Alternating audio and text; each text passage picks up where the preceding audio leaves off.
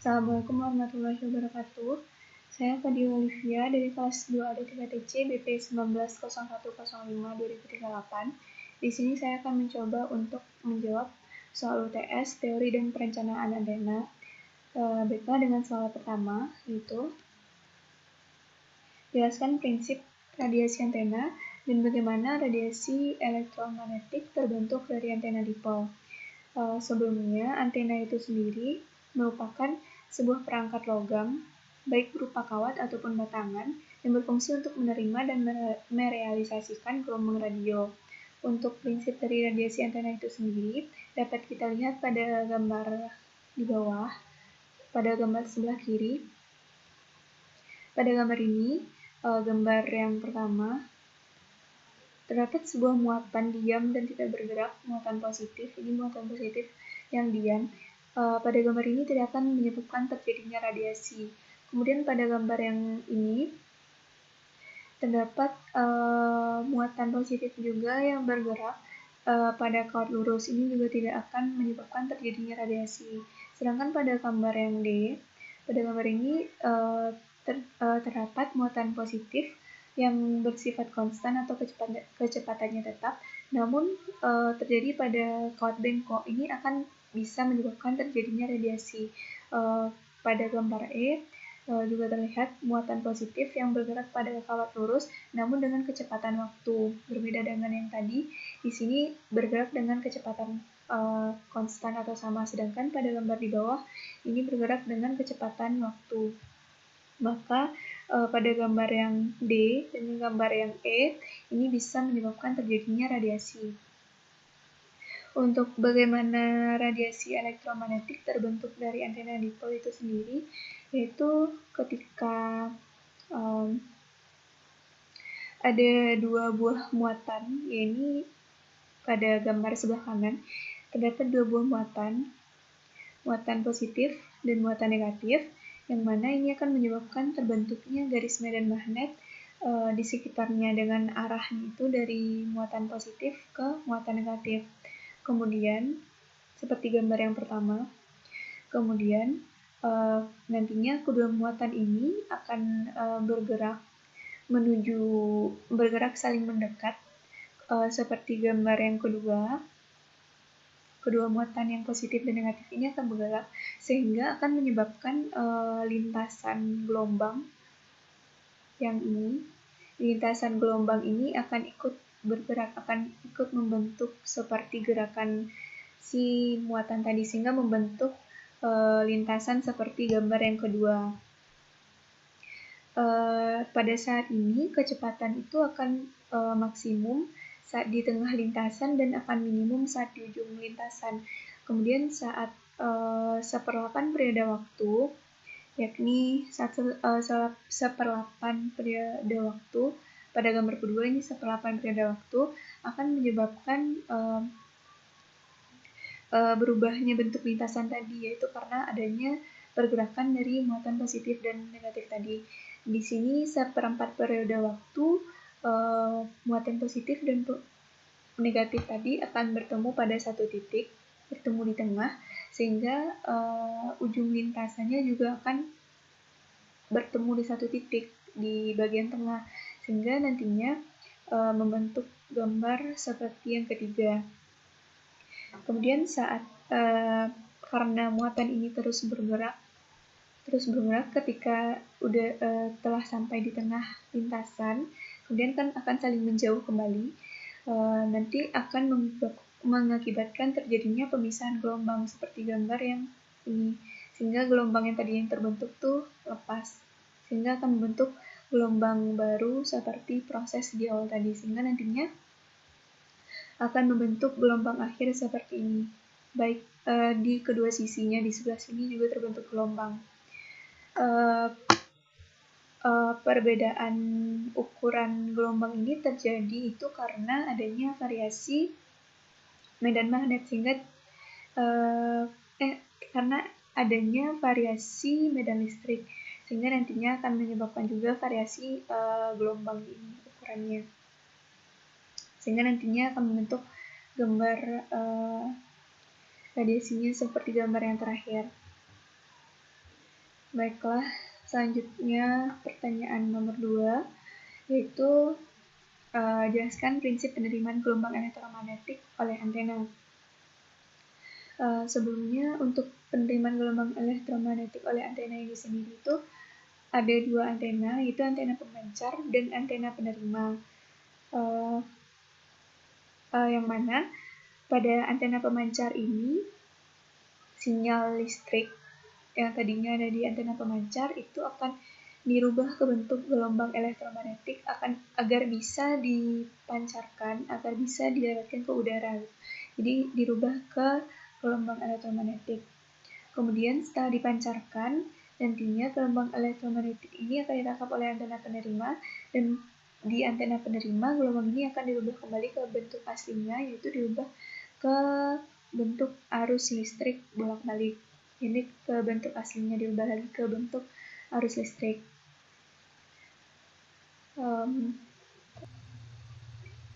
Selanjutnya pertanyaan nomor 3, yakni jelaskan pengertian pola radiasi, jelaskan cara pengukuran dan penggambaran pola radiasi. Pola radiasi sendiri merupakan gambaran kekuatan pancaran atau penerimaan sinyal suatu antena dalam fungsi sudut. Untuk cara pengukurannya, di sini kita membutuhkan 2 data, yakni untuk vertikal dan horizontal. Pada contoh di bawah ini, saya menggunakan data vertikal. Untuk langkah pertama, kita harus mencari terlebih dahulu nilai maksimum dan nilai minimum dari masing-masing data. Yang mana karena kita menggunakan data vertikal, maka kita lihat di tabel sebelah kanan, tabel bagian yang vertikal. Pada tabel bagian vertikal dapat kita lihat bahwa nilai minimum di sini min 26,54 dan nilai maksimum min 48, nilai minimum dan nilai maksimum min 48,86. Kemudian setelah menentukan nilai maksimum dan minimum, selanjutnya cari nilai range dengan rumus mengurangkan nilai maksimum dan minimum kemudian dibagi dengan 50. 50 ini sendiri dapat dari jumlah kotak pada kelas milimeter yang akan dipakai. Jadi nilai range-nya yakni mengurangkan min 26,54 dikurangkan dengan min 48,86 sehingga dapat nantinya nilai range. Setelah nilai range didapat, selanjutnya mencari nilai masing-masing sudut. Dimulai dari sudut 0,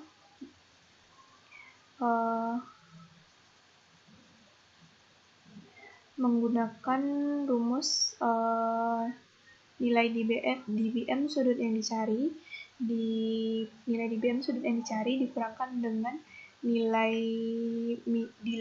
dBm minimum dibagi dengan nilai range. Contohnya saja pada sudut 0 derajat, di sini nilai dBm-nya bagian vertikal yakni min 26,98. Kemudian dikurangkan dengan nilai minimum, yakni min 26,54 dan dibagi dengan 50, sehingga didapat nilai untuk sudut 0 derajat. Selanjutnya begitu sampai sudut berikutnya. Untuk penggambaran dari pola radiasi, di sini langkah pertama itu membuat lingkaran dengan jari-jari 5 cm, kemudian dengan membuat garis dengan jarak 5 derajat. Lalu untuk memasukkan nilai yang telah kita cari, nilai derajat yang telah kita cari, yakni dengan mengukur dengan garis dari titik pusat hingga luar lingkaran, sehingga nantinya akan terbentuk titik-titik seperti gambar dan kemudian dihubungkan sehingga membentuk pola berikut. Baiklah, selanjutnya pertanyaan nomor 4.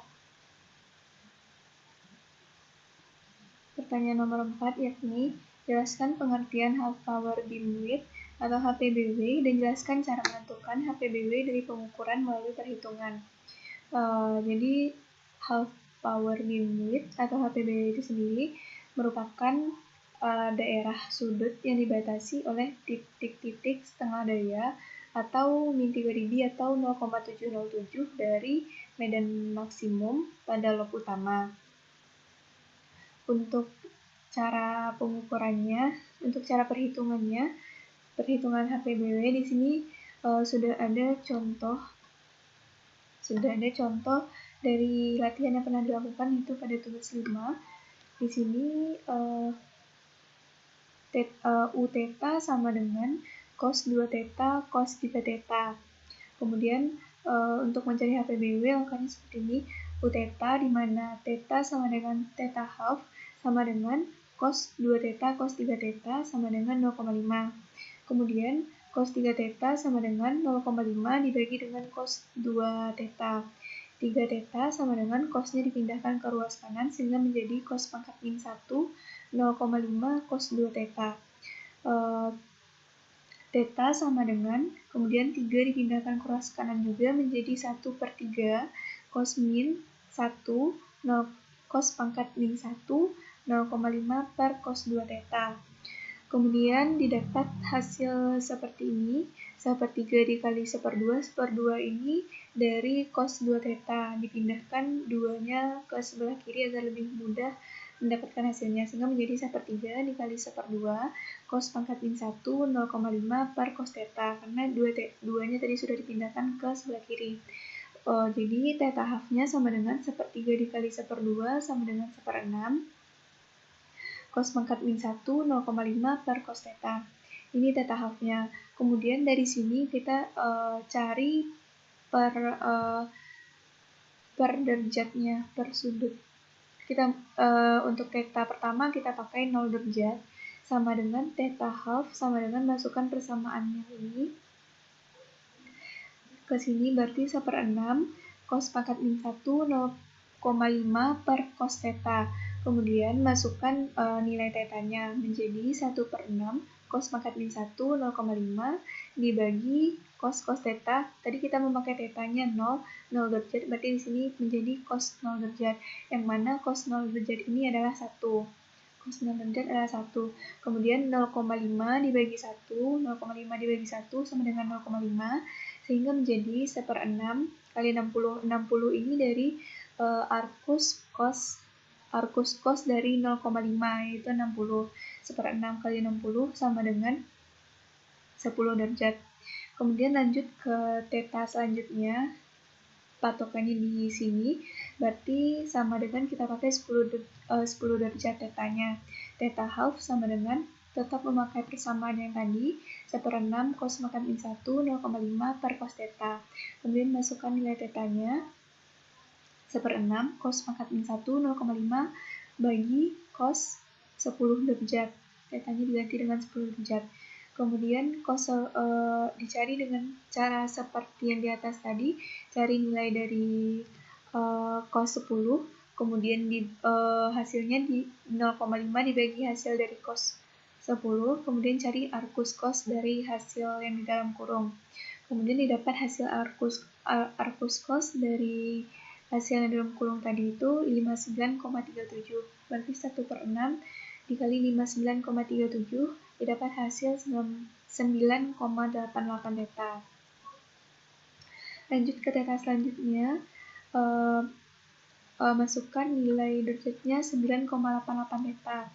Theta half sama dengan persamaannya tetap seperti yang tadi, dan langkah-langkahnya pun tetap sama seperti langkah mencari di awal tadi. 1/6 cos pangkat min 1 0,5 per cos 9,88.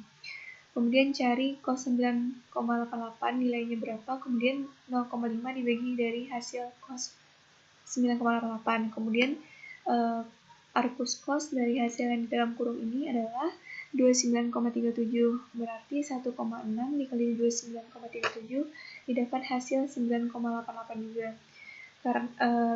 Lanjut masukkan theta nilai 9,88, theta half sama langkahnya seperti langkah di atas tadi, sehingga didapat juga hasil akhir 9,88 derajat. Ini pencarian theta ini dilakukan sampai hasil akhirnya ini 3 kali berturut-turut sama. Seperti yang ini, 9,88 hasil 9,88 ada 3 kali, telah didapat 3 kali nilai 9,88, maka prosesnya selesai, berarti theta half-nya 9,88.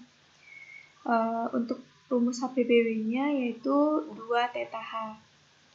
2 theta H berarti 2 theta half-nya tadi 9,88, berarti 2 kali 9,88 sama dengan 19,76 derajat. Ini adalah nilai dari HPBW-nya.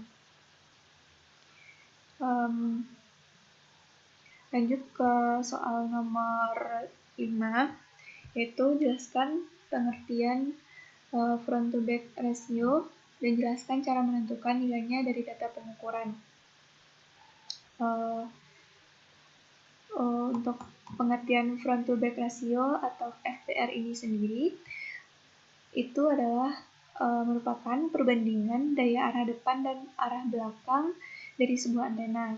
Rumusnya ini FBR itu sama dengan P0 derajat dikurang P180 derajat. Ini daya arah depan dan ini daya arah belakang.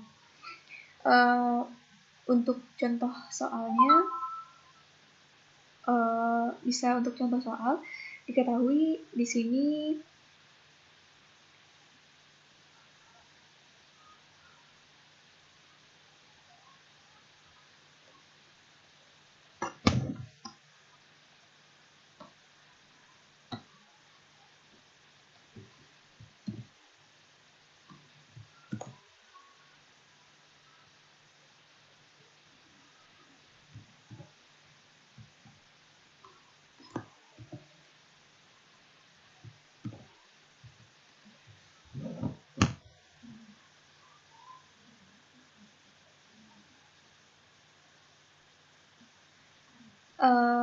misalnya untuk contoh diketahui daya depan itu min 29,86 dan daya belakang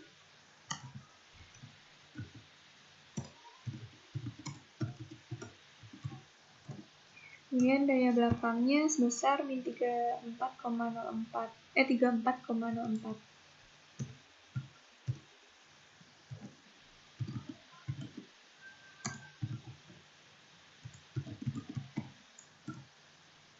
Untuk rumus, ini kan sudah diketahui daya depan dan daya belakang. Ini nilai ini dapat kita lihat pada tabel. Ini sudah ada tersedia pada tabel. Untuk selanjutnya kita masukkan ke rumus, berarti P0 derajat ini daya depan. P0 derajat daya depan, berarti P0 derajatnya yang ini. Kemudian P180 derajatnya yang ini nilainya. Kemudian kita cari selisihnya. Berarti jadinya min 29,86 dikurang dengan 34,04. Sehingga nanti dapat hasilnya 4,18 dB. 4,18 dB untuk nilai front to back ratio-nya. Untuk front to back ratio ini ada dalam dua versi. Yang pertama itu dalam versi dB yang 4,18 yang menggunakan rumus P0 derajat kurang P180 derajat. Ini dalam versi dB. Kemudian ada juga dalam versi linear, yaitu rumusnya P0 derajat dibagi P180 derajat. Jadi kalau misalnya diketahui nantinya P0 derajatnya misal 10 watt seperti yang ada pada contoh soal latihan sebelumnya. Misalnya untuk P0 derajat 10 watt. Kemudian P180 derajatnya 2 watt. Berarti untuk mencarinya 10 watt dibagi dengan 2 watt. Sehingga 10 watt bagi 2 watt sama dengan 5 kali. Untuk menjadikan ke bentuk dB, maka 20 log hasilnya, berarti 20 log 5 sama dengan 13,9 dB. Ini untuk yang linear dengan cara membagi. Lanjut ke nomor 6. Jelaskan pengertian gen antena dan jelaskan cara menentukan gen dari pengukuran. Gen antena sendiri merupakan perbandingan daya pancar suatu antena terhadap daya antena frekuensi. Untuk rumus pengukurannya ada dua, linear dan logaritmik. Yang untuk linear, gen sama dengan PRAUT dibagi PR dipol. Sedangkan untuk yang logaritmik sama dengan PRAUT dikurang PR dipol. Seperti berikut.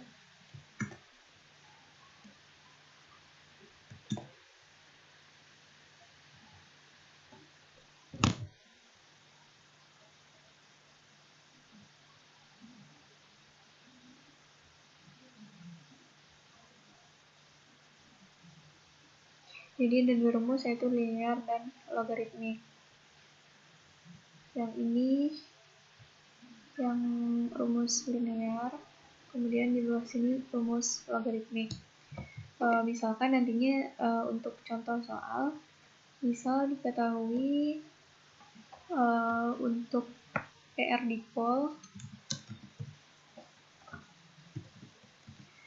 dipolnya sama dengan untuk PR dipol sama dengan min 45 dBm.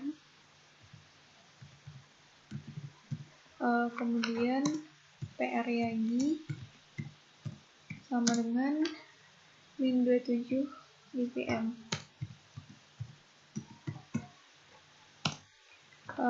Berarti untuk mencari gen antenanya dikurangkan, berarti min 27 dikurang min 45, sehingga nanti dapat hasil 18 dB. Untuk merubah ke dBi itu ditambahkan dengan 2,15, berarti 18 dB ditambah dengan 2,15 sama dengan nanti hasilnya 20,15 dBi.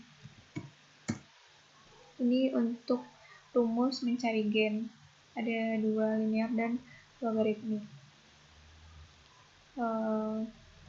Lanjut ke pertanyaan nomor 8.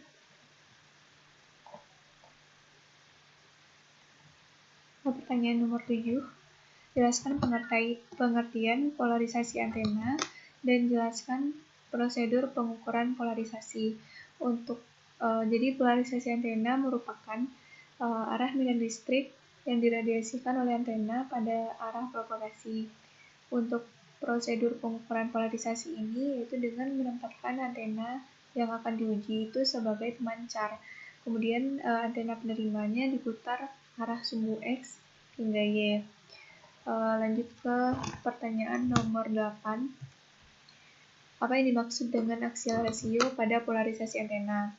Aksial rasio pada polarisasi antena merupakan perbandingan polarisasi melingkar dengan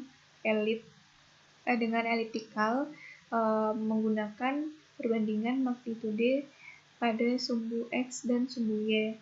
Untuk antena melingkar, perbandingan aksial rasionya itu 1, dan untuk antena elips aksial rasionya 0,5 dan 1. Lanjut ke pertanyaan nomor 9. Jelaskan impedansi antena, impedansi saluran, dan bagaimana cara menyesuaikan impedansi antena dengan saluran transmisi. Baiklah, impedansi antena merupakan hubungan antara tegangan dan arus pada sembarang titik pada antena. Sedangkan impedansi saluran merupakan penghantar daya dari pemancar ke titik antena atau sebaliknya. Untuk menyesuaikan impedansi antena dengan saluran itu, maka nilai si impedansi antena ini harus dibuat sama dengan nilai impedansi salurannya, yakni dengan cara menyamakan nilai impedansi masukan dengan nilai impedansi karakteristiknya, sehingga nantinya impedansi antenanya akan sesuai dengan saluran transmisi. Lanjut ke pertanyaan nomor 10. Jelaskan pengertian directivity antena. Directivity antena merupakan kemampuan antena untuk memusatkan energi di arah tertentu sewaktu memancarkan atau menerima energi dari arah tertentu. Biasanya lambang untuk directivity antena ini sendiri adalah D. Sekian jawaban UTS Teori dan Perencanaan Antena. Assalamualaikum warahmatullahi wabarakatuh.